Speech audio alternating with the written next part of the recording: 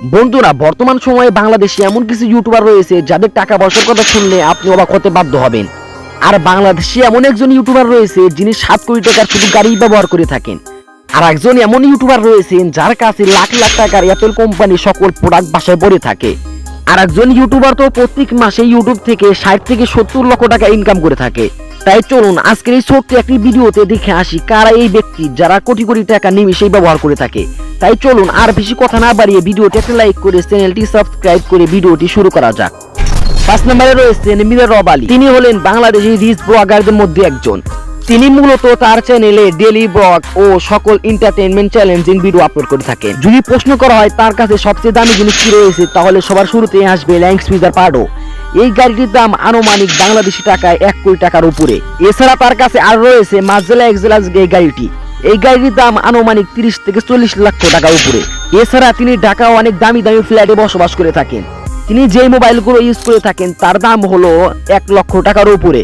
আপনি যদি তার ব্লগগুলো দেখে থাকেন তাহলে অবশ্যই কমেন্ট বক্সে জানিয়ে দিবেন তার ব্লগগুলো আপনাদের কাছে কেমন লাগে। 4 নম্বরে রয়েছেন আরএস ফাহিম চৌধুরী, যিনি বাংলাদেশের একজন খুবই পপুলার একজন ব্লগার। তিনি মূলত তার ইউটিউব চ্যানেলে বাইক রাইডিং, বাইক স্কিল আরো বিভিন্ন ধরনের চ্যালেঞ্জিং ভিডিও আপলোড করে থাকেন। আরএস ফাহিমের কাছে হোন্ডা সিআরভি এই গাড়িটি রয়েছে, যার দাম বাংলাদেশ টাকায় আনুমানিক 60 থেকে 70 লক্ষ টাকা পর্যন্ত। নাম্বার 3 রয়েছে আইমান সাদিক।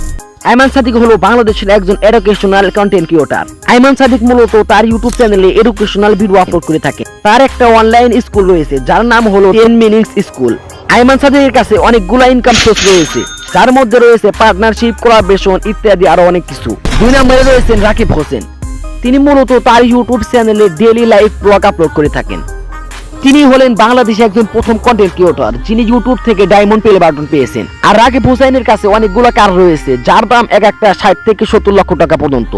তার ইনকামের কথা বলতে গেলে তার কাছে অনেকগুলো ইনকাম সোর্স রয়েছে, যার মধ্যে রয়েছে পার্টনারশিপ, কোলাবোরেশন ইত্যাদি আরো অনেক কিছু।